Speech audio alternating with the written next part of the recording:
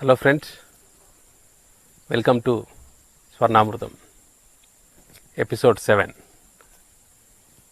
ఈ గత 6 ఎపిసోడ్లుగా స్వర్ణమాల మేడం గారి జీవిత విశేషాలన్నీ కూడా ఈ స్వర్ణామృతం ప్రోగ్రాంలో మనం తెలుసుకుంటున్నాం. మన పిఎంసి ఛానల్ అందరికి కూడా చాలా చాలా థ్యాంక్స్.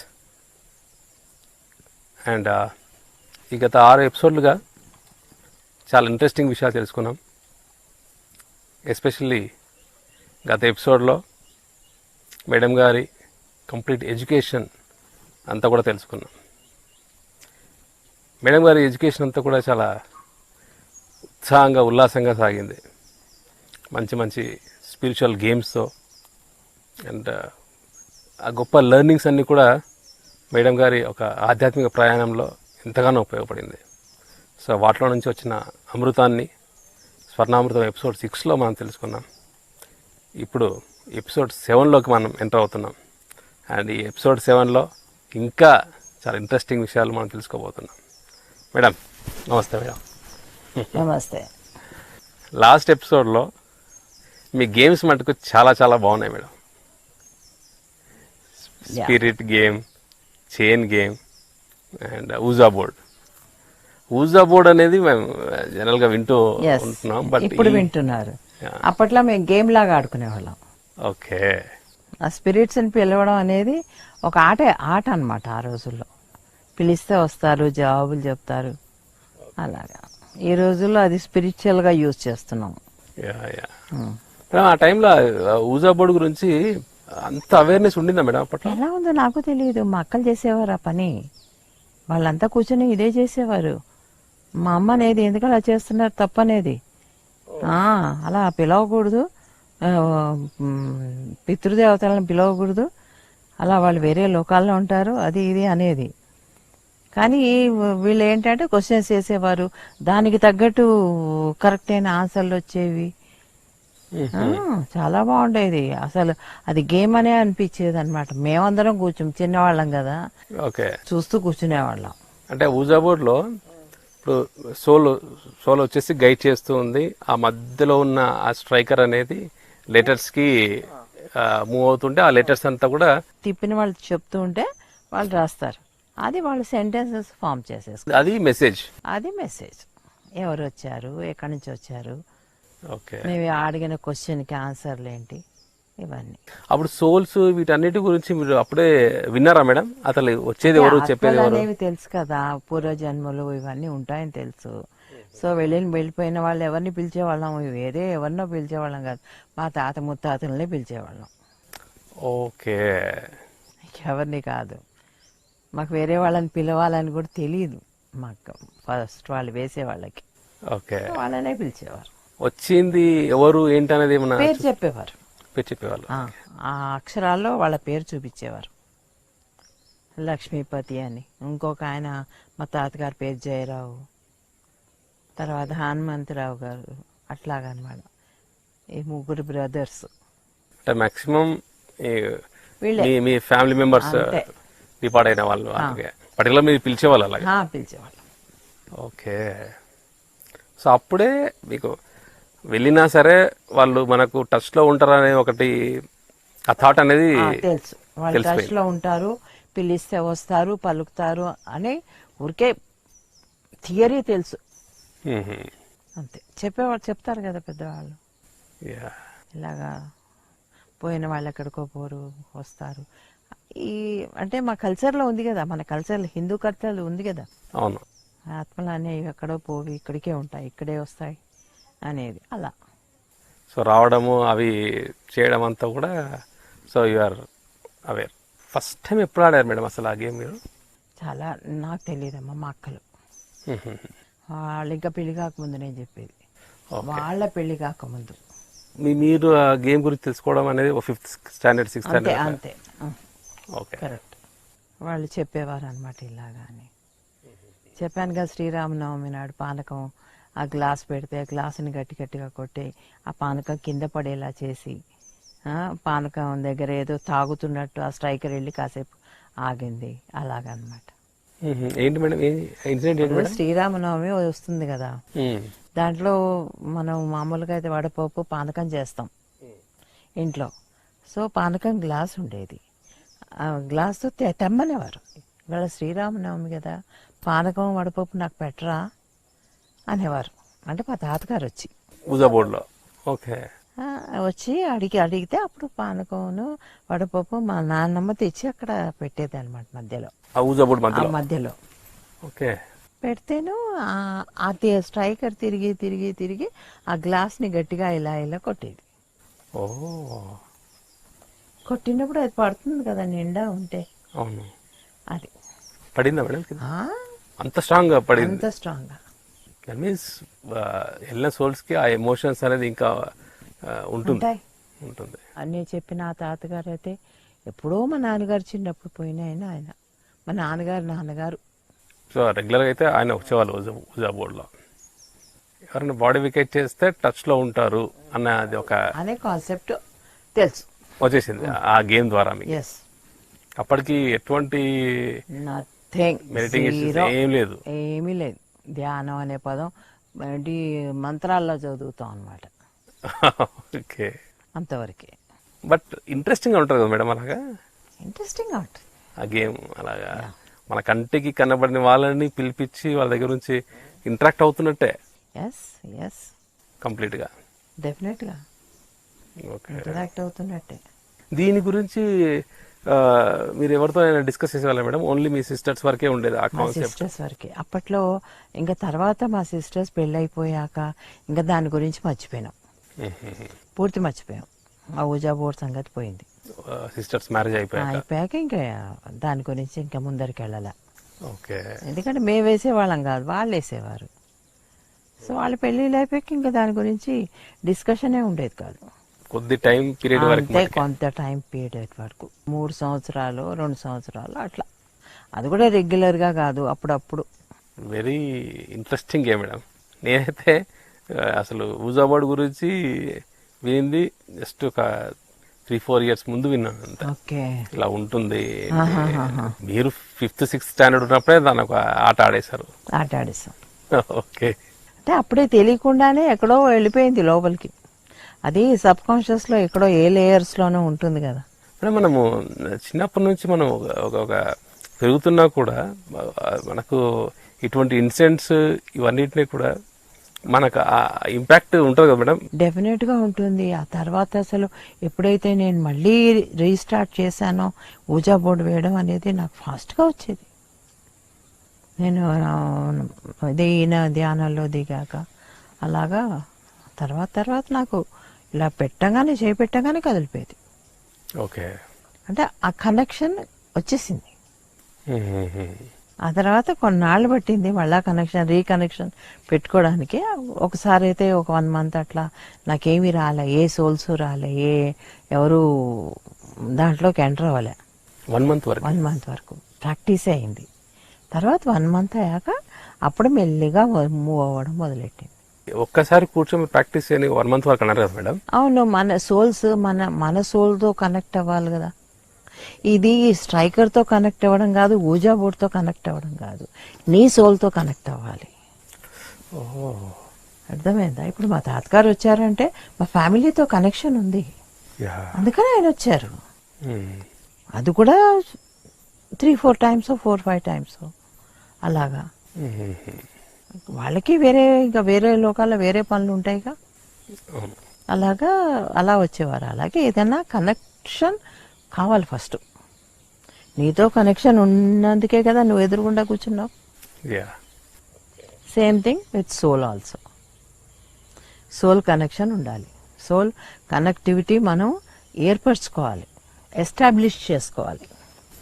ఓకే. ఎక్కువ చెప్పాలంటే ఎస్టాబ్లిష్ చేసుకోవాలి ఆ కనెక్షన్. లైక్ ఫ్రీక్వెన్సీ మ్యాచ్ అవ్వాలి, మన వైబ్రేషన్స్ మ్యాచ్ అవ్వాలి. అంటే వాళ్ళ ఫ్రీక్వెన్సీకి మనం మ్యాచ్ వాళ్ళ ఫ్రీక్వెన్సీ మన ఫ్రీక్వెన్సీకి వాళ్ళు ఈజీగానే మ్యాచ్ అవ్వగలరు. వాళ్ళు కావాలి అనుకుంటే చేయగలరు. వాళ్ళు దిగాలి, మనం ఎక్కాలి. ఓకే. లైక్ రేడియో స్టేషన్ లో ఎగ్జాక్ట్ ట్యూనింగ్ పెట్టుకున్నట్టు. So we can connect to anyone. Only thing is మనం ఫైన్ ట్యూన్ అవ్వాలి. మనం ట్యూన్ అవ్వాలి. సో నెక్స్ట్ టైం అప్పుడు 1 month వరకు ఆ టైంలో మీరు అలా పెట్టేసి మెడిటేషన్లో కూర్చునే వాళ్ళ మేడం? మెడిటేషన్లో కూర్చునేది. మెడిటేషన్లో ఎలా కూర్చుంటాం? పిలిచి చేపెడతాం. అది మూవ్ అవ్వాలి కదా. ఒక్కోసారి ఏమవుతుంది, మూవ్ అవుతుంది కానీ కరెక్ట్ సోల్స్ రావు. ఏ ఎలిమెంటల్ సోలో వస్తుంది, మనకు అన్ని రాంగ్ ఇన్ఫర్మేషన్స్ ఇస్తుంది. ఇది కూడా ఉంటుంది. అది కూడా ఉంటుంది. ఇప్పుడు ఇదే లోకంలో ఎంతమంది కరెక్ట్ ఇస్తారు, ఎంతమంది రాంగ్ ఇస్తారు? Correct madam. Same as there. Guidance miss guidance రెండు ఉంటుంది. అక్కడ మిస్ గైడెన్స్ ఉంటుంది. They play with us. Some souls suicide చేసుకున్న సోల్స్, అలాంటి సడన్ డెత్ అయిన సోల్స్, యాక్సిడెంట్ అయ్యి పోయిన సోల్స్, అవన్నీ ఇక్కడే తిరుగుతూ ఉంటాయి కొన్ని. అవి మనకి వస్తాయి, వచ్చి వేరే వేరే ఆన్సర్స్, పిచ్చి ఆన్సర్స్ ఇచ్చేసి పోతూ ఉంటాయి. అలా కూడా జరుగుతుంది. కనుక we have to be careful how much it is correct అనేది. అన్నిటినీ మనం యాజ్ ఇట్ ఈస్ తీసేసుకొని ఇది కరెక్ట్ అని కూడా మనం చేయలేం. ఓకే, అది మనకు వచ్చింది మనం కరెక్ట్ ఎలాంటిది అనేది మనం ఐడెంటిఫై చేసుకోవాలంటే మన ఇంట్యూషన్ వాడుకోవాలి, మన కామన్ సెన్స్ మనది వాడుకోవాలి. ఓకే, అంతేగాని వాళ్ళు చెప్పింది అంతా నిజం కాదు. So it is like tricky game. Okay, అందుకే మనం ఎదగాలి. ఫస్ట్ మనం ధ్యానం చేయాలి. ధ్యానం చేస్తేనే అప్పుడు కరెక్ట్ అయిన వాళ్ళు వస్తారు, నీకు ఇంకా హయ్యర్ నాలెడ్జ్ ఇస్తారు. మా చిన్నప్పుడు వేసేవాళ్ళం అంటే మాకేమి ఇచ్చేవారు, నీ ఫ్యూచర్, నువ్వు పెళ్ళి అయితే ఏముంటుంది, నీ పిల్లలు ఎంతమంది పుడతారు, ఇవి తప్ప నీకు స్పిరిచువల్ నాలెడ్జ్ వాళ్ళు ఇవ్వలేదు అప్పట్లో. ఓకే, మనం స్పిరిచువల్గా తయారవ్వాలి. ఫస్ట్ కొంచెం ధ్యానం చేయాలి, అప్పుడే వాళ్ళు స్పిరిచువల్ నాలెడ్జ్ ఇవ్వడానికి రెడీగా ఉంటారు, మనం తీసుకోవడానికి రెడీగా ఉంటాం. గేమ్ రూల్స్ తెలుసుకోవడం వరకే, but when you want to play మనకు చాలా కాన్షియస్ గా ప్లే చేయాలి. ఉండాలి. వాటితో ఆటలు ఆడుకోకూడదు సోల్స్ తోటి. I think now the best way is meditation లో వాళ్ళకి ఇంకా కరెక్ట్ గైడెన్స్. బట్ మీకు అప్పటి నుంచే ఈ మెడిటేషన్ కంటే ముందు ఇవంతా కూడా సోల్స్ మీకు కనెక్ట్ అవుతుందని తెలిసి మటుకు ఇట్స్ గ్రేట్ థింగ్ మేడం. మా తర్వాత మెడిటేషన్ లోకి వచ్చాక తెలిసిపోయింది, ఇంకా డౌటే లేదు, కొత్తగా అనిపించలే. అండ్ ఇంకొకటి, మిగతా 2 గేమ్స్ కూడా చాలా బాగున్నాయి మేడం. ఇది కాస్త ట్రిక్ అయినా అది సింపుల్ గా ఉన్నాయి.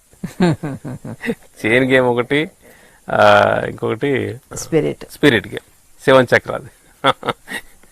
మేము దాన్ని 7 చక్ర గేమ్ అని పెట్టాం. ఇప్పుడు ఊజా బోర్డు అంటున్నాం కానీ ఆ రోజుల్లో మేము స్పిరిట్ అనే అనేవాళ్ళం. ఏది ఊజా బోర్డుని కూడా, అచ్చా, దాన్ని కూడా స్పిరిట్ అనే పిలిచేవాళ్ళం. స్పిరిట్ వేద్దామా అని మా అక్కలు ఫ్రీగా ఉన్నప్పుడు ఎండాకాలం సెలవుల్లో కూర్చునేవారు. అట్లాగా ఈ చైన్ గేమ్ లేకపోతే ఆ స్పిరిట్ గేమ్ గ్రౌండ్స్ లో ఆడుకునేవాళ్ళం. ఇది ఇండోర్, అది అవుట్డోర్. ఇదా కరెక్ట్, ఇది ఇండోర్, అది అవుట్డోర్. కరెక్ట్. ఇంకా ఇలాంటి గేమ్స్ ఇంకేమైనా ఉన్నాయి మేడం? ఇంకేం ఆడేవాళ్ళం అబ్బా, ప్యాకెట్ లో లిటరేచర్ అని ఒకటి ఆడేవాళ్ళము. అదేంటో చాలా, ఇప్పుడు నా మర్చిపోయాను అనుకో, పేరు మాత్రం జ్ఞాపకం ఉంది. హౌ టు ప్లే రూల్స్ అవన్నీ తెలియదు, మర్చిపోయాను. ఇది రమ్మీ ఆడేవాళ్ళము. కార్డ్స్ లో అయితే ఈ అవుట్డోర్ గేమ్స్ లో మీకు షటిల్ కూడా చెప్పారు మేడం? షటిల్ ఆడేదాన్ని మేడం. మీరు టీటీ కూడా బాగా ఆడతారు మేడం. మీరు నేను ఒకసారి చూసాను. ఐ ప్లేడ్, ఆడతాను, టీటీ కూడా ఆడతాను. టీటీ మీకు అప్పుడు కాలేజ్ డేస్ లో కాదు, కాలేజ్ డేస్ లో టీటీ లేదు, షటిల్ ఉండేది. కాలేజ్ కా స్కూల్లోనే. ఓకే, స్కూల్లోనే షటిల్ ఉండేది, షటిల్ కోర్ట్ ఉండేది, అక్కడ ఆడేవాళ్ళం. సాయంత్రం స్కూల్ అయ్యాక ఆడాలి. స్కూల్ అంతా అయ్యాక అందరు వెళ్ళిపోతారు, కొంతమంది మాత్రం మేము మిగిలి షటిల్ ఆడుకొని టీం అంతా కూడా వాళ్ళు ఉంటారు. వైఎంసీఏ ఉంది అనమాట, ఎక్కడ మన హైదరాబాద్ లో మా స్కూల్ ఎదురుగుండానే వైఎంసీఏ ఉంది. అక్కడ ఈ షటిల్ అదే కోర్ట్స్ ఉంటాయి, మనం కావాలంటే వెళ్ళి ఆడుకోవచ్చు. వైఎంసీఏ అంటే ఇక్కడ నారాయణగూడ దగ్గర మేడం? కరెక్ట్. నాది గ్రాడ్యుయేషన్ ఎంబీఏ అక్కడ మొత్తం హైదరాబాద్ మేడం.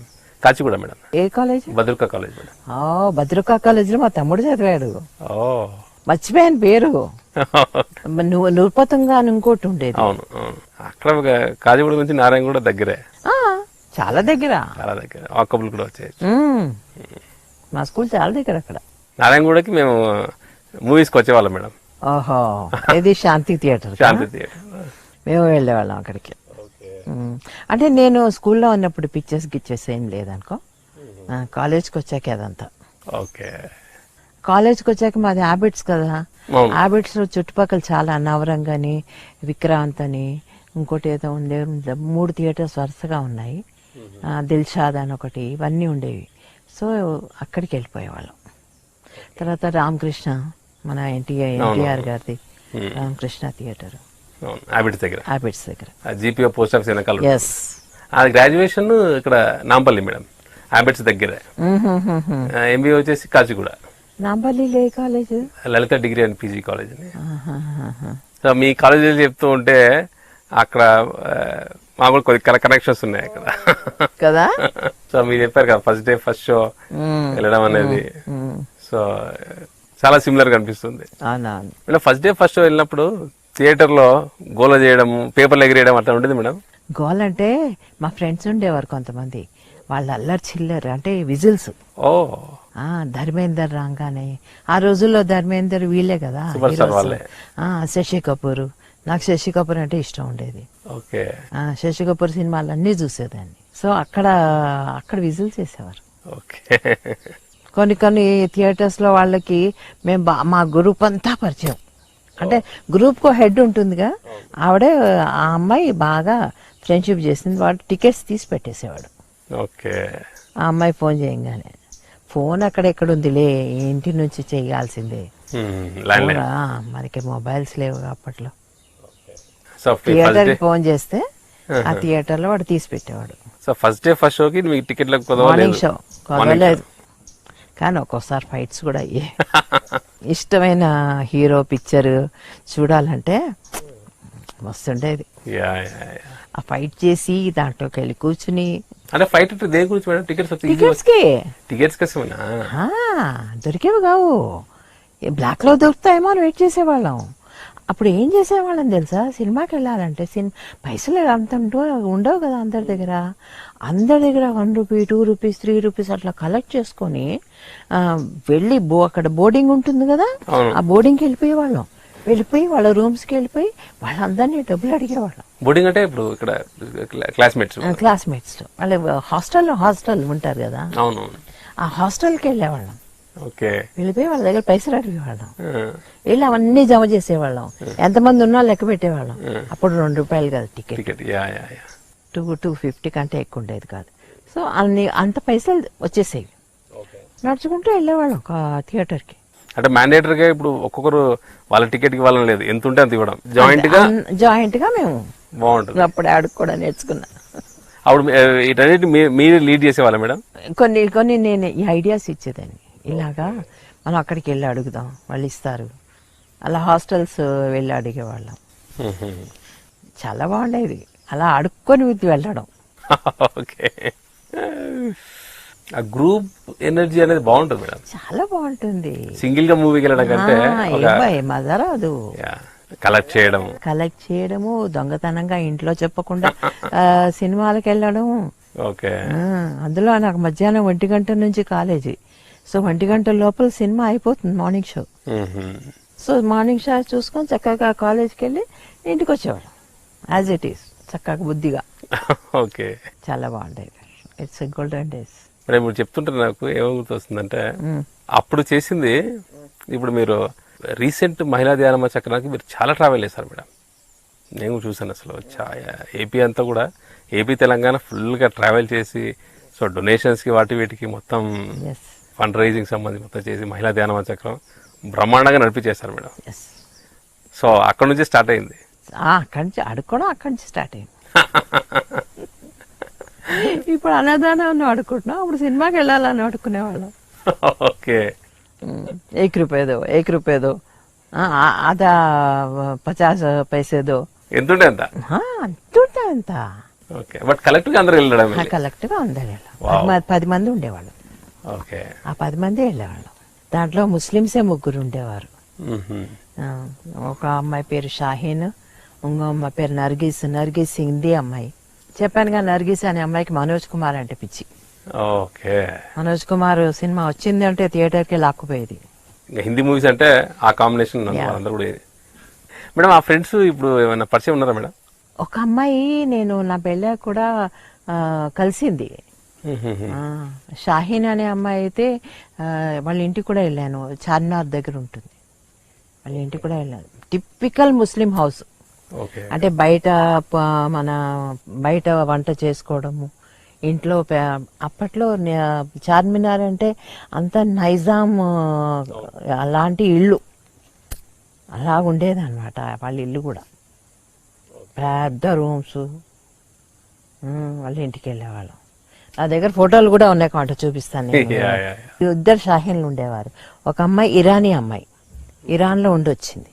సో అమ్మాయిని ఇరానీ షాహీన్ అంటాం, ఈ అమ్మాయి షాహీన్. లేకపోతే మేము రోల్ నెంబర్స్లో పిలుచుకునేవాళ్ళం. నాది 86 ఉండేది రోల్ నెంబర్. అలాగే 100 అమ్మాయి, 100 రోల్ నెంబర్. ఓకే. ఇప్పుడు జైళ్లలో నంబర్లు పెట్టి పిలుస్తారు చూడు, అట్లాగా. ఓకే. కాలేజీలో కూర్చునే వాళ్ళము. లెక్చర్ చెప్తూ ఉంటుంది, వెనకాల ఒకవేళ ఆ లెక్చర్ ఇంట్రెస్ట్ లేదనుకో వెనకాల సీట్లో కూర్చునే వాళ్ళము. కూర్చొనేసి డబ్బాలో టిఫిన్ తినేసేవాళ్ళము. చక్కగా అక్కడి నుంచి కిటికీ ఓపెన్ ఉండేది, ఏమీ లేదు, దూకేసేవాళ్ళం.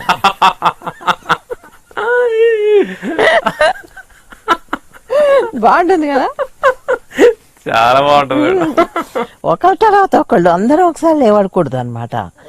నేను లేచి బయటికి వెళ్తాను, ఇంకోళ్ళు వస్తారు, అట్లా 10 మంది. వెనకాల బ్యాక్ సీట్ అంతా లేదు. ఆవిడ బోర్డు మీద రాస్తున్నప్పుడు ఒకడు దూకేసేది, మళ్ళీ టర్న్ అయితే సైలెన్స్. అలాగా చేసి మేము బయటకు వచ్చేసేవాళ్ళం బోర్ కొడితే. క్యాంటీన్కి వెళ్ళి రగడా తినడానికి. Okay madam. ఆ కిటికీ ఆ రాడ్స్ ఉండేది లేదు, ఓపెన్. అప్పుడు ఏముండేది కాదు, దూకేసేయచ్చు. ఓకే. ఇప్పుడంటే అన్ని వచ్చాయి తలుపులు. ఎగ్జిబిషన్కి వెళ్తే ఒకసారి కాంటాక్ట్ చూడు, వనిత మహావిద్యాలయం అని ఉంటుంది. రాంబాబు గారి వైఫ్ కూడా రామాదేవి అక్కడే చదువుకుంది, వనితాలో. ఓకే. ఎప్పుడు దొరకలేదా మేడం? అప్పటివరకు ఒక్కసారి దొరికాం. ఆ రోజు క్లాసులో కూర్చోవద్దని చెప్పింది. లేదా ఆ రోజు ఒక అమ్మాయిని మాత్రం బయటికి పంపించింది. ఆ అమ్మాయి నిల్చుంది. ఆ అమ్మాయి ఒకటి బయటికి వెళ్తే మేము అందరం బయటికి వెళ్ళలేం కదా. అంటే దొరికిందంటే ఒక అమ్మాయి దొరికింది. ఆ అమ్మాయిని బయట నిల్చోబెట్టేసింది. ఆ అమ్మాయి బయట నిల్చుంటే మేమందరం దూకి వెళ్ళాం కదా. ఇంకా అందరం వెళ్తే అందరం వెళ్ళాలి, లేకపోతే అందరూ లోపల ఉండాలి. ఆ అమ్మాయి ఒక్కదాన్ని బయట నిల్చోబెట్టింది. దాంతో అందరం గమ్ములు కూర్చున్నాం లోపలే. అంతే. ఎవరు చెప్పలే ఇది మా పార్ట్నర్ అని చెప్పలే. చెప్తే ఇంకా పడతాయి కదా, పడతాయి. అందుకని చెప్పలే. ఆవిడకి క్లాస్ టీచర్ కూడా తెలిసింది ఏంటంటే ఆవిడ ఒక్కరే వెళ్తున్నారు అనేది. 10 మంది తెలియదు. దూకింది ఆవిడ చూసింది కదా ప్రూఫ్. ఆవిడ అమ్మాయి ఒకతే, ఉషా అని అమ్మాయి ఒకతే. Very interesting madam. బాగుండేది, చాలా బాగుండేది. ఆ కాలేజీలో వంతాలో ఉన్నప్పుడు మాకు ఇంగ్లీష్ లెక్చరర్ అంటే నాకు చాలా, మా అందరికి చాలా క్రేజ్ ఉండేది. ఆ ఫోటో కూడా చూపిస్తా కావాలంటే. ఆవిడ పేరు కూడా ఉషానే. అందులో అంత ముందుకు మీరు ఇంగ్లీష్ అంటే కూడా బాగా ఇంట్రెస్ట్ కదా మేడం మీకు? అప్పుడు వైజాగ్ లో 1 year ఉన్నప్పుడు అక్కడ ఇంగ్లీష్ మీద మంచి పట్టు సాధించానని చెప్పారు. సో దానివల్ల మీకు ఇంగ్లీష్ టీచర్ అంటే మీకు అలా అని కాదు, ఎందుకో ఒక్కొక్కళ్ళు అంటే ఇప్పుడు మ్యాథ్స్ అంటే నాకు ఇష్టం లేదు, కానీ పిఎన్ రావు అని ఒక టీచర్ ఉండేది. పిఎన్ రావు, పిఎస్ రావు. ఆడంటే మా ఇష్టం ఉండేది మాకు. ఎందుకంటే చాలా స్ట్రిక్ట్గా ఉండేది, చాలా పద్ధతిగా ఉండేది. మ్యాథ్స్ టీచర్లు ఎప్పుడు అలా ఉంటారేమో అనుకునేదాన్ని నేను.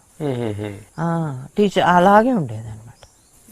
సో అలా కొంతమంది అంటే ఒక ఇంట్రెస్ట్, ఇష్టం పుడుతుంది. ఎందుకు పుడుతుంది అంటే అది సబ్జెక్ట్ వల్ల కాదు, మనిషి వల్ల.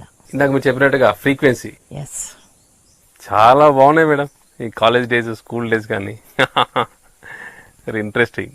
ఒక +2 అయ్యాక మీకు మ్యారేజ్ అన్నారు మేడం? +2లోనే అయిపోయింది. ఇదంతా +1లో. +1 +2 3 వంతులు అయిపోయింది. సో ఈ డేస్ అన్ని కూడా +1 +2 మేడం? ఈ డేస్ అన్ని +1. సో యూఆర్ కంప్లీట్లీ, ఎందుకంటే అప్పుడే కదా బయటకు వచ్చాం కాలేజ్ అనేది. అందులో మా కాలేజ్ ఏంటంటే పెద్దది అనమాట. గ్రౌండ్స్, ఎగ్జిబిషన్ గ్రౌండ్స్ కదా, నీకు తెలుసు, పెద్ద గ్రౌండ్స్ అవి. అందులో ఎగ్జిబిషన్ టైంలో అయితే పిక్చర్ అందరు షాప్ వాళ్ళు ఫ్రెండ్సే. అందరు ఒక రౌండ్ వేసేవాళ్ళం కదా ఎగ్జిబిషన్లో, చౌకగా ఇచ్చేసేవాళ్ళు మాకు. చెప్పులు ఎక్కువగా, ముఖ్యంగా 10 జతలు కొనేసుకునేవాళ్ళం. ఎంత 5 రూపాయలకి 3 రూపాయలు కూడా ఇచ్చేసేవాళ్ళు లాస్ట్కి వెళ్ళిపోయేటప్పుడు. అలాగా ఆ గ్రౌండ్స్లో పెద్దది, సో ఫ్రీడమ్ దొరికేది. ఎక్కడ కూర్చున్నా ఇది లేదు. అవును, 2 కాలేజెస్ ఉండే అని చెప్పాను కదా, పాలిటెక్నిక్ ఒకటి, వనితా మహావిద్యాలయం ఒకటి, 2 ఉండేవి దాంట్లోనే. ఇప్పటివరకు మనకు కంప్లీట్ ఎడ్యుకేషన్, కాలేజ్ డేస్, హంగామా, గేమ్స్, మూవీస్ అన్నీ కూడా అయ్యాక you went to marriage phase. Yes, so completely fulfilled. Full complete అయిపోయింది. ఇంకా నాకు ఇంకేం కోరికలు లేవు. ఓకే. నాకు ఏదో పెద్ద చదువుకోవాలని కోరికలు కూడా లేవు, ఎందుకో లేవు.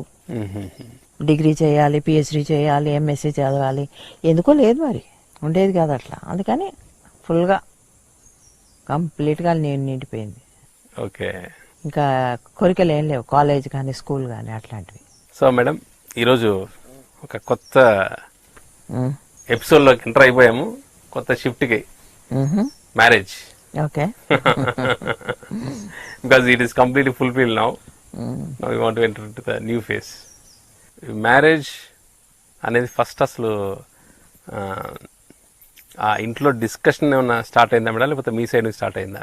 నా సైడ్ నుంచి కాదు, అంతా ఆయన సైడ్ నుంచి. సో ఆయన ఎవరో కాదు, మన Brahmarshi Pitamaha Patri sir is entering in to the స్వర్ణామృతం.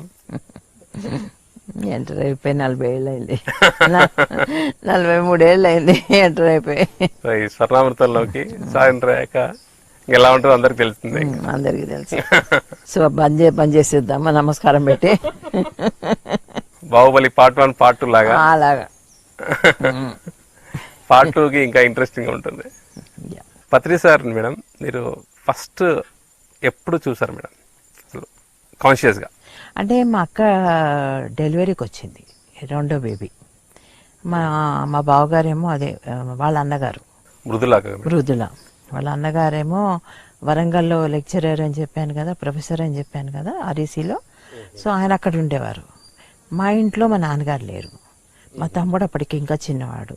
So తనకి సడన్గా నొప్పులు వస్తే హాస్పిటల్ తీసుకెళ్ళాలి కదా, ఎవరన్నా ఉండాలి కదా మగవాళ్ళు ఇంట్లో. మేమంతా ఆడవాళ్ళమే, ఆడపిల్లలమే. సో అందుకని తను రాత్రి వచ్చి మా ఇంట్లో పడుకునేవాడు. ఓకే. కాలేజ్కి వెళ్ళిపోయి ఎంఎస్సి అనుకుంటా ఆ టైంలో చదువుతున్నారు. కాలేజ్కి వెళ్ళి వచ్చాక ఐఏఎస్ ప్రిపేర్ అవుతున్నారు. ఓకే. ఇంటికి వచ్చి రాత్రికి ఉండేవారు అనమాట. అలాగా నువ్వు చెప్పినట్టు కాన్షియస్గా అన్నావు చూడు, ఆ వర్డ్కి అది. ఓకే. ఫస్ట్ చూసాను అప్పుడు ఓకే చూడడం, వ్యక్తిని చూడడం అనేది, వ్యక్తిని గుర్తు పట్టడం. అంటే మ్యారేజ్ అప్పుడు కూడా చూడలేదు సార్ మీరు? ఏ మ్యారేజ్ అప్పుడు? మీ సిస్టర్ మ్యారేజ్ అప్పుడు మేడం చూశాను, కానీ నేను చాలా చిన్నపిల్లనే అప్పుడు, నాకు అంత ధ్యాస లేదు. ఓకే. ఐ వాజ్ బేబీ అంటే బేబీ అని కాదు, ఏ 6th క్లాస్కో ఏం తెలుస్తుంది నీకు. అక్కడ ఫస్ట్ మీరు? అక్కడ ఫస్ట్ నేను చూశాను. ఇంటికి వస్తూ ఉండేవారు, పోతుండేవారు, పొద్దున్నే వెళ్ళిపోయేవారు, సాయంత్రం వచ్చేవారు. నేనేమో ఇంటర్ 2nd ఇయర్కి నా ఎగ్జామ్స్ రాస్తూ ఉండేదాన్ని, ప్రిపేర్ అవుతుండేదాన్ని. ఓకే. ఓకే. తనేమో ఐఏఎస్కి ప్రిపేర్ అవుతుండేవారు. సో ఇద్దరం రాత్రిపూట చదువుకునేవాళ్ళం. ఓకే. ఆయన ఉంటాయి కదా అబ్రివేషన్స్ ఉంటాయి కదా, ఆ అబ్రివేషన్స్ అని నేను అడిగితే ఆయన చెప్తూ ఉండేవారు. అలాగా తన ఆన్సర్స్ చేయడము, తన సబ్జెక్ట్ గురించి తను చదువుకుంటూ ఉండేవాడు, నేను చదువుకోవడం అంటే సబ్జెక్ట్స్, తన అకాడమిక్ సబ్జెక్ట్స్ నేను చెప్పింది. ఓకే. ఓకే. అలా చదువుకునేవారు ఐఏఎస్కి సీరియస్గా. సో అప్పుడు ఇంటికి రావడం పోవడం అలాగా నాకు పరిచయం అయ్యారు. ఇది arranged marriage madam, love marriage madam? 2. Okay. First love, తర్వాత అరేంజ్డ్. లవ్ మ్యారేజ్ అనేది మీరు ఇంట్లో చెప్పడం అనేది ఎప్పుడు ఏం జరిగింది మేడం? ఫస్ట్ ఆయన మీ ఇద్దరం సరే బయటికి వెళ్తూ ఉండేవాళ్ళం, తిరుగుతూ ఉండేవాళ్ళం. మా అమ్మ నన్ను తిట్టేది, అలా అంత వెళ్ళకూడదు, తిరగకూడదు, అందరు చూస్తే ఏమనుకుంటారు, ఇవి ఉంటాయి కదా అని అనేది. నేను అంత పట్టించుకునేదాన్ని, అలా తిరగకూడదు, వెళ్ళకూడదు, ఇవన్నీ తెలియదు. సో ఆయనతో పాటు వెళ్ళేదాన్ని. ఎక్కడికి వెళ్ళేదాన్ని మహా అయితే వాళ్ళ యూనివర్సిటీ అటువైపు అంతే, అక్కడ దాకానే వెళ్ళేదాన్ని. సో తిడుతూ ఉండేది. తర్వాత ఈయన ఏం చేశారు, ఒకరోజు ఎందుకలా నేను అడిగేశాను ఆయన్ని, ఎందుకలా నా వెంట పడుతున్నావు అని. ఓకే. అండ్ ఎందుకు నా వెంట పడుతున్నావు అంటే రాశారు ఐ లవ్ యూ అని. మాటలు లేవు, రాశారు ఐ లవ్ యూ అని. రాస్తే లవ్ యూ అంటే ఏంటి అన్నాను. ఐ వాంట్ మ్యారీ యూ అని రాశారు. అంటే పేపర్ మీదే. సో అలా మేము డిసైడ్ అయ్యాం. తర్వాత మా అమ్మ చెప్పినప్పుడు మీ రియాక్షన్ ఏంటి మేడం? ఏం లేదమ్మా, ఎందుకో నాకు తెలియదు రియాక్షన్స్. ఓకే అనలేదు, నాట్ ఓకే అనలేదు. ఆ బాండేజ్ అనేది, పాజిటివ్ బాండేజ్ అనేది మీ ఫీల్ అవ్వాలి? యా, ఫీల్ అయ్యాను. ఓకే. సో ఓకే చేశాను. తర్వాత మేము ఇద్దరం కలిసి బయటికి వెళ్ళేవాళ్ళం, చేసేవాళ్ళం. ఒకసారి ఏం చేశారు, ఇంక ఇంట్లో అలా అంటూ ఉంటేను పద అని చెప్పేసి తీసుకెళ్ళి మా అమ్మ దగ్గరికి వెళ్ళి కాళ్ళకి నమస్కారం పెట్టమన్నారు. ఇద్దరం కలిసి ఆ కాళ్ళకి నమస్కారం పెట్టేసరికి మా అమ్మకి అర్థమైపోయింది. అంతే కదా, ఇద్దరు కలిసి పెడితే అదే కదా. కరెక్ట్. ఏంటి ఇది అని వెనక్కి జరిగిపోయింది, తను భయం వేసిపోయింది తనకి. అంటే ఇది పేపర్లో రాసాక అంతా అయ్యాక. ఓకే. దాంతో భయపడిపోయింది. తర్వాత మా అక్క డెలివరీ అవ్వడం, డెలివరీకి నేను ఆయన వెళ్ళేవాళ్ళం, కలిసి వెళ్ళి మా అక్కకి టిఫిన్ ఇవ్వడము, తీసుకురావడము, తనకి ఏమన్నా కావాలంటే ఇవన్నీ చూసుకునేవాళ్ళం. ఓకే. సో ఇంటికి వచ్చేవాళ్ళం, ఇంట్లో ఉండేవాళ్ళం. తర్వాత మా అక్క ఇంటికి వచ్చింది. మా అక్క ఇంటికి వచ్చాక మా అక్కకి చెప్పేసింది మా అమ్మ. ఓకే. ఆఫ్టర్ డెలివరీ ఇంటికి వస్తుంది కదా, అప్పుడు మా అక్కకి చెప్పేసింది ఇట్లా వాళ్ళిద్దరు చేసుకుంటారట అని. మా అక్కకి ఇష్టం లేదు ఇన్ ద సెన్స్, కారణం ఏంటంటే వాళ్ళ ఇంట్లో పరిస్థితులన్నీ మా అక్కకు బాగా తెలుసు కదా, తను వెళ్ళింది కదా ముందర ఆ ఇంట్లోకి. ఓకే. సో పరిస్థితులన్నీ తెలిసి ఎందుకు నేను పడుతున్నాను కదా, నువ్వు కూడా ఎందుకు వస్తావు ఈ ఇంట్లోకి, తనకి ఇష్టపడలేదు. ఎందుకు వద్దు వద్దు వద్దు అని అంటుంటే కూడా, మాకు వద్దు అంటుంటే కూడా ఏంటో అసలు కేర్ చేసేవాళ్ళం కాదు. ఓకే. పట్టించుకునేవాళ్ళం కాదు, మా ధ్యాస మాదే, అలాగా ఉండేవాళ్ళము. సో తర్వాత ఇంకా వాళ్ళ ఇంట్లో చెప్పారు ఆయన, ఇలా మేము చేసుకోబోతున్నాం అని. తెలిసిపోయింది వాళ్ళ అమ్మకి. తెలిసిపోతే వరంగల్లో ఉండేవారు వాళ్ళు. వరంగల్లో ఉంటే నేను ఆయన కలిసి ప్యాంట్ షర్ట్ వేసుకున్నాను. నేను అప్పుడే ప్యాంటు షర్ట్ వేసుకొని చక్కగా స్కూటర్ మీద అటుకాలు ఇటుకాలు వేసి నేను కూర్చున్నాను. ఆయన హైదరాబాద్ నుంచి వరంగల్కి వెళ్ళిపోయాం. స్కూటర్ మీద దిగేసరికి మా అత్తగారు చూడు అగ్గి మీద గుంగిలే. పెళ్లి కాలేదు అప్పటికి. పెళ్లి కాకుండా మీరు ఇలా వస్తారా, తిరుగుతారా, నా చూస్తుందిగా. అది లేదు, అలా ఆడపిల్ల రాకూడదు. నాకేంటంటే ఎక్కడో ఎవరో కాదు కదా, బయట మనిషి కాదు కదా, ఇంట్లో మనిషి ఆయన. భయపడ్డానికి ఏం లేదు, మోసం చేస్తారనో ఇంకేదో అట్లానేం లేదు. సో అందుకని వెళ్ళిపోయేదాన్ని ధైర్యంగానే ఆయనతోటి, నాకేమీ భయం వేసేది కాదు.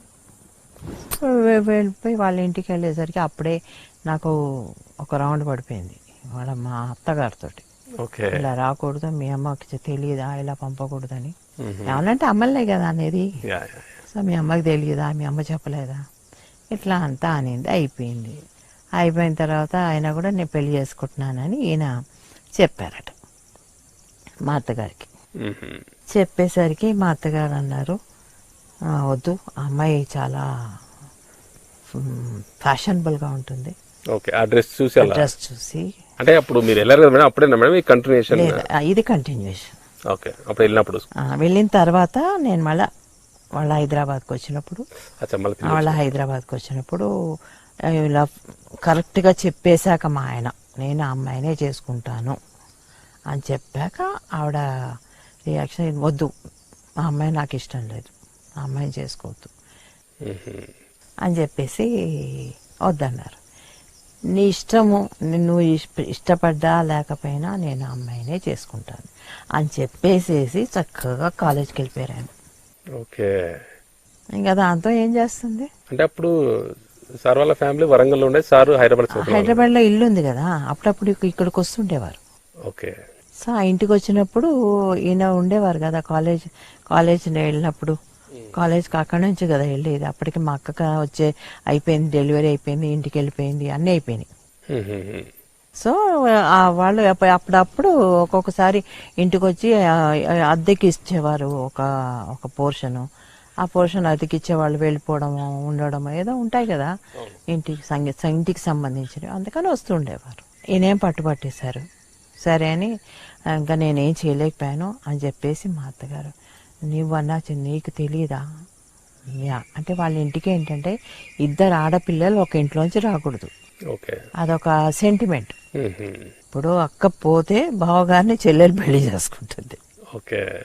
ఏదో పిచ్చి థాట్స్.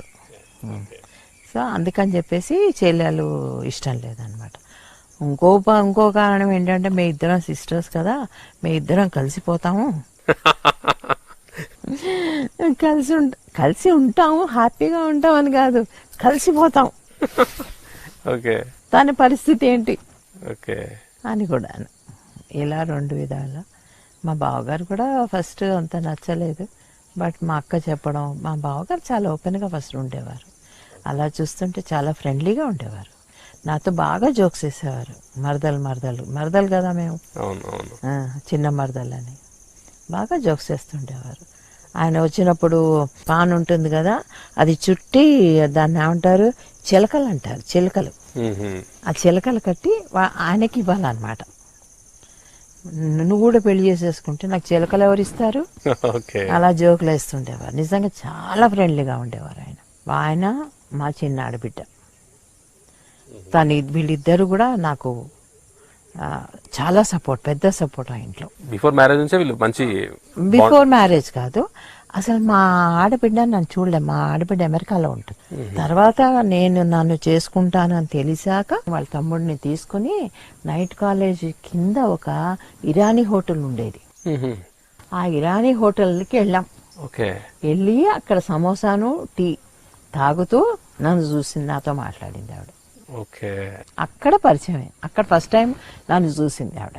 చూడడానికే వచ్చారా మేడం ఆవిడ? అంటే రాలేదు అక్కడి నుంచి, అమెరికా నుంచి వాళ్ళ ఆడబిడ్డ పెళ్లి కోసం వచ్చింది యాక్చువల్లీ. సో అలాగ నన్ను చూడలేదు, నేను చూడాలని చిన్నపిల్లగా. ఇప్పుడు అసలు నేను పిక్చర్లోనే లేను చిన్నతనంలో. తమ్ముడు చేసుకుంటాను అనేసరికి ఆవిడకి ఇంట్రెస్ట్ ఉంటుంది కదా, క్యూరియాసిటీ, ఎవరు అమ్మాయి అని. సో అలాగా నన్ను చూడడానికి అక్కడికి వచ్చింది. వచ్చి నన్ను చూసి నాతో మాట్లాడి హ్యాపీగా ఫ్రెండ్లీగా ఉండింది. ఆవిడ ఇప్పటి వరకు కూడా మంచి బాండేజ్ కదా మేడం? మొన్న పోయారు, but really she is very friendly, very open. ఆవిడ వస్తే కనుక 2-3 గంటల దాకా కూడా మేము మాట్లాడుకునేవాళ్ళం. బాగా చదువుకుంది, ఎంఎస్సీ చేసింది. ఎంఎస్సీ అయ్యాక అమెరికాకి వెళ్ళిపోయారు వాళ్ళు. అమెరికాకి ఎప్పుడు 69లో వెళ్ళారు వాళ్ళు అమెరికాకి.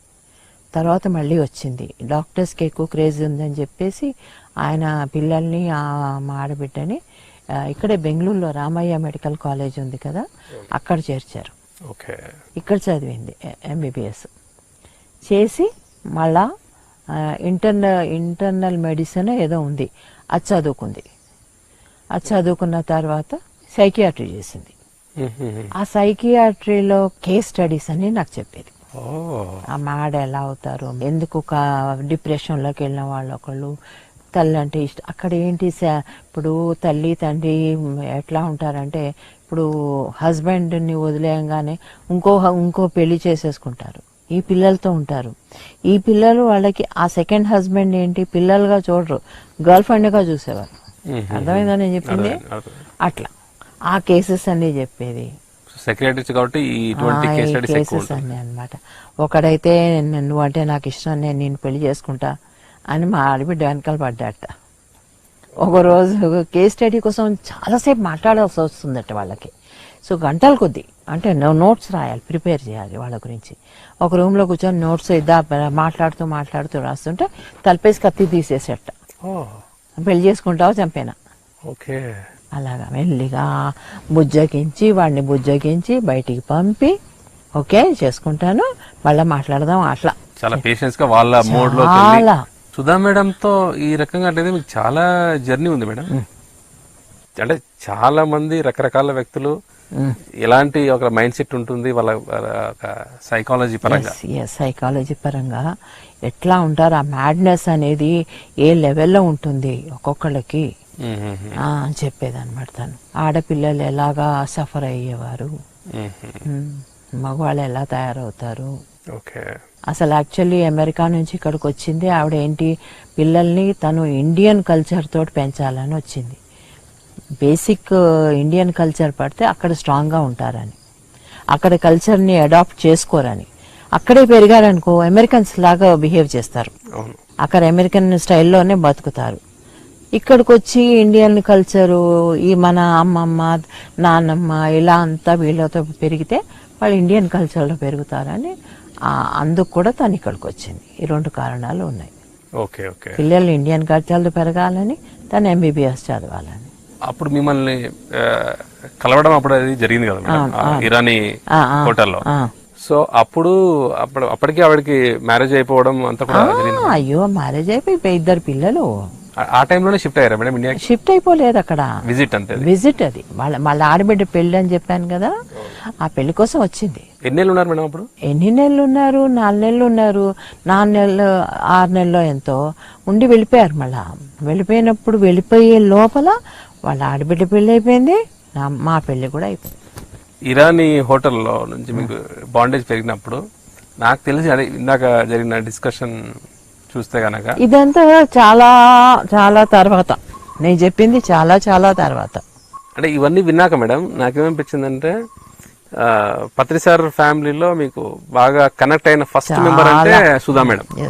అంటే ఇందాక మీరు బాండేజ్ తెలియకుండా ఫామ్ అవుతుంది అన్నారు కదా, హోటల్లో ముగ్గురం కూర్చొని మాట్లాడుతున్నాం అనేది మీరు చెప్పడం, ఇరానీ హోటల్ అది ఎంతో చెప్పారు. అసలు ఆవిడతో మీకున్న ఒక లర్నింగ్ కావచ్చు, బాండేజ్ కావచ్చు.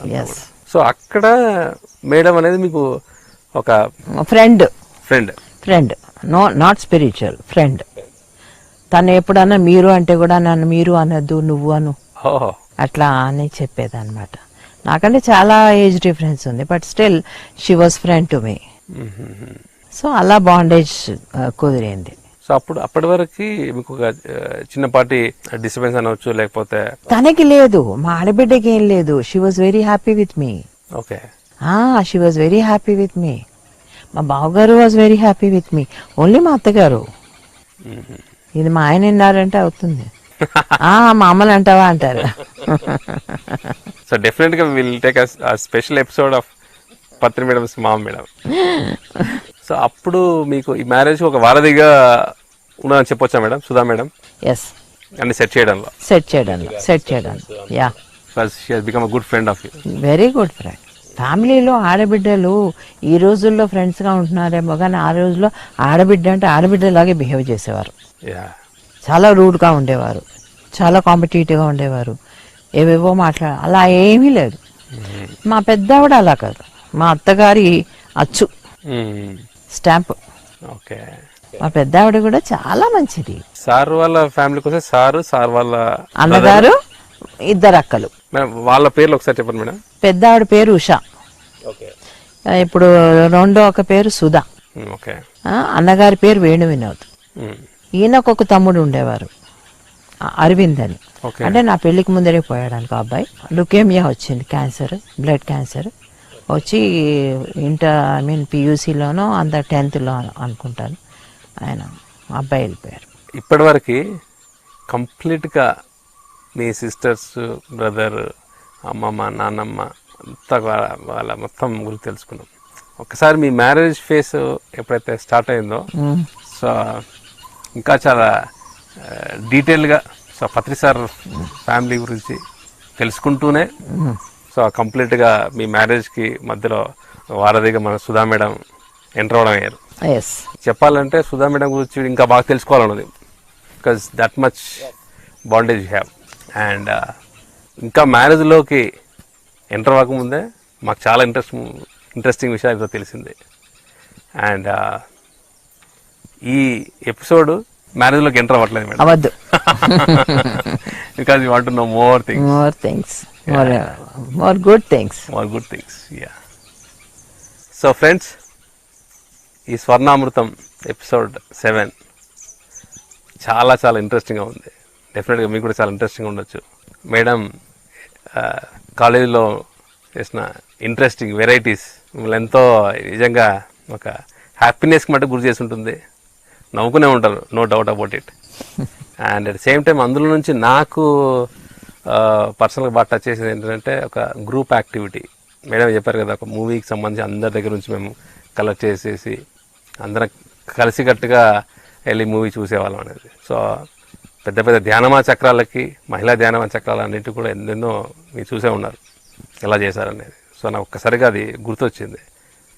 అన్ని చోట్లకి వెళ్ళడం, సో కంప్లీట్గా డొనేషన్స్ కలెక్ట్ చేయడం, పెద్ద పెద్ద మహిళా ధ్యాన యజ్ఞాలు చేయడం. సో మా అందరికి కూడా మన పిరమిడ్ మాస్టర్స్ కూడా ఎన్నో ప్రోగ్రామ్స్ చేస్తూ ఉన్నారు. ఖచ్చితంగా మీ యొక్క బాల్య జీవితంలో సంబంధించినవన్నీ కూడా మీకు ఒక లెర్నింగ్ కోసమే వచ్చినాయి అన్నీ కూడా. సో అన్నీ కూడా పాజిటివ్గా తీసుకోండి. అండ్ ఈ స్వర్ణామృతంలో ఈరోజు మనకు అమృతం లాంటి విషయాలు ఇప్పటివరకు తెలుసుకున్నాం. So friends, now we are signing off from Pyramid Valley. Myself, Chandu and Patri Madam. Thank you. Thanks to Pyramid Meditation channel. Yeah. Thank you.